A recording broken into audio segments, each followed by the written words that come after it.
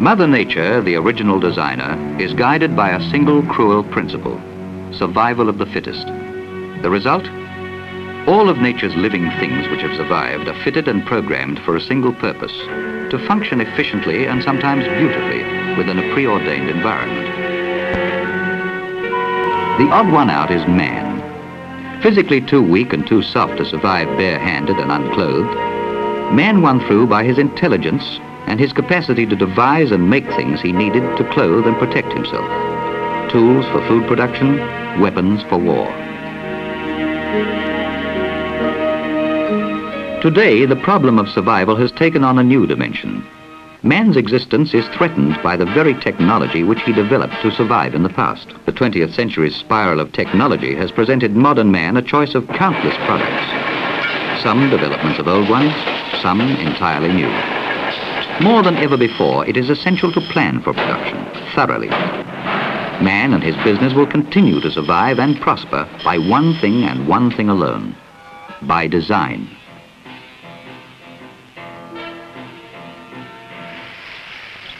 A modern garden sprinkler, which will topple when moved, is redesigned so that it will retain its balance.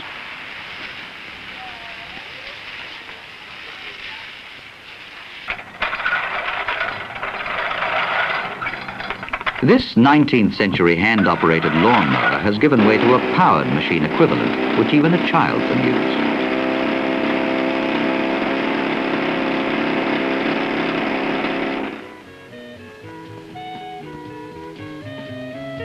This turn-of-the-century ferry transports large numbers of people, but slowly. Today's hydrofoil adds both speed and comfort.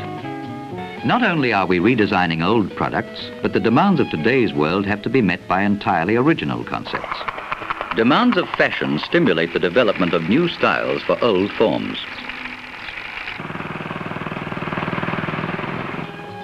To please the eye and to ignore the function, as this cup does, is to reject the principle of good design and eventually make the cup a mere decoration piece. This object is useless. It was designed with every requirement of good design, but deliberately without function. The creation of good design requires clear perception of a product's essential function, its relationship to the needs of people, the standard of quality they expect, the price they are prepared to pay. There are many ways in which industrial designers function. As part of a large corporation where a design team is formed to meet the specifications of marketing, engineering, management, and design departments. The responsibility for coordination and innovation falls upon the designer.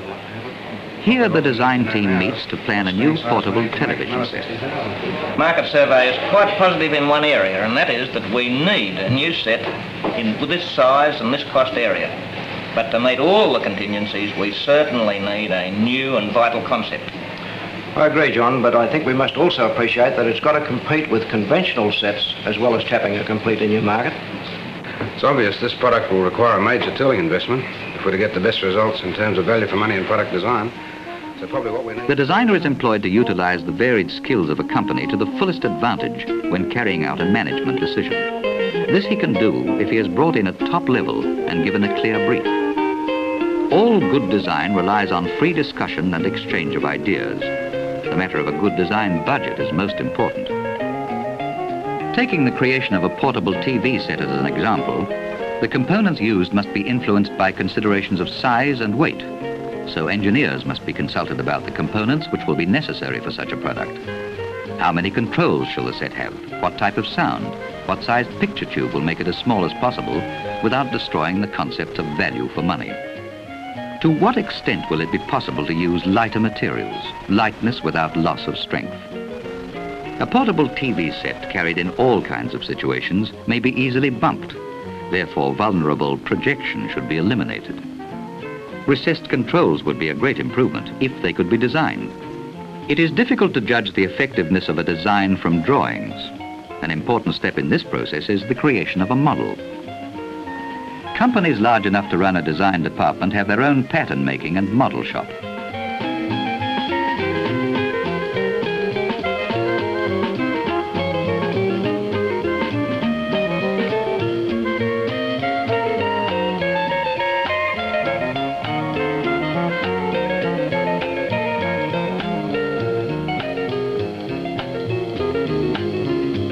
Now the designer has something tangible to put before management. At this stage of a design, the industrial designer can play a most useful role. Naturally enough, the judgments of engineering and sales are based on the demands of their own specialized field. We've evolved this concept of a portable television to meet the specifications drawn up at the planning meetings. It features the innovation of the control layout and the unique sound deflection system, which combine to make this a remarkably compact and functional portable. Now that we have more factual tooling costs and product cost estimates, and they're pretty close to the original target, I presume we're still in a good position to meet the competition in this area. It will gain momentum over the first 18 months to 2 years before gaining acceptance for its long market life potential. Now that the design team has approved the prototype, the mechanics of mass production take over. Every component is drawn to accurate scale. Study of these drawings by the various departments ensures that they understand what will be required of them. Because he is involved with an object which will be mass-produced, the industrial designer requires a knowledge of the mass production process. By this time, the manufacture and delivery of components has also started. These fragments of the intended product must be assembled as desired by people who have no contact with the planning and know little or nothing of what is intended. For this purpose, the industrial designer creates a design specification to guide all those concerned with production. Key numbers on a drawing link with numbers on a component schedule, enabling accurate identification.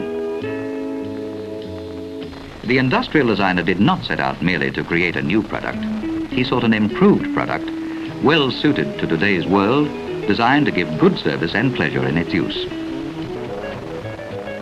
And how does Australian industry fit into the design concept of today's marketplace? It divides into two groups. One section merely imitates other countries' design and pays out over $70 million per year in overseas royalties, not only depleting our international funds, but restricting our export markets as well. The other creates its own design, some good, some not so good. Many Australian companies more than hold their own in world markets with original designs. In the most recent Olympic Games, 27 out of 30 gold medal winners swam in Australian Speedo swimsuits.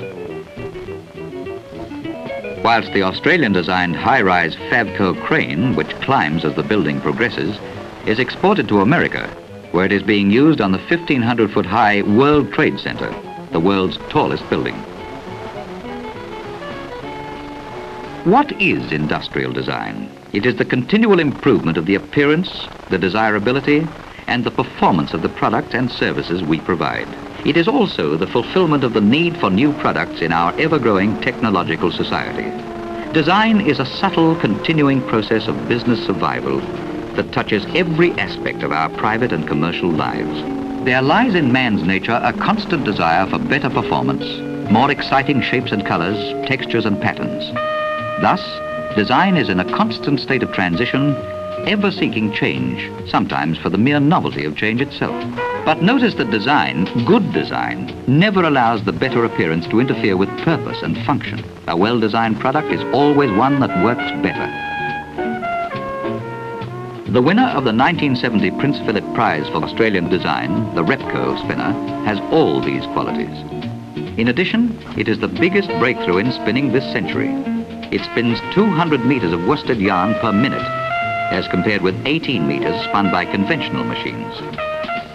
Its length of 5 feet allows it to occupy only a fraction of the space of the 40 feet long old-style machines. Designed by CSIRO and Repco, it enjoys world patent rights and is being sold in many countries, bringing in revenue both from royalties and export.